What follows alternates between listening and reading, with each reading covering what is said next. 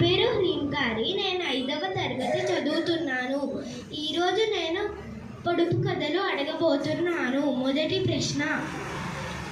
నీటిలోనే పుడుతుంది, నీటిలోనే చనిపోతుంది. ఏమిటది?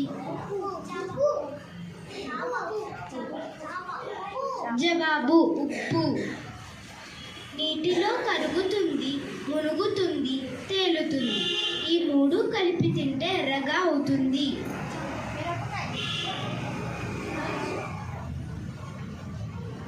జవాబు తమలపాకు, వక్క, సున్నం, తాంబూలం.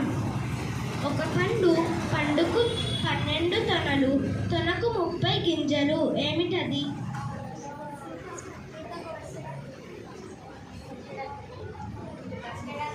జవాబు 1 సంవత్సరం. ధన్యవాదాలు.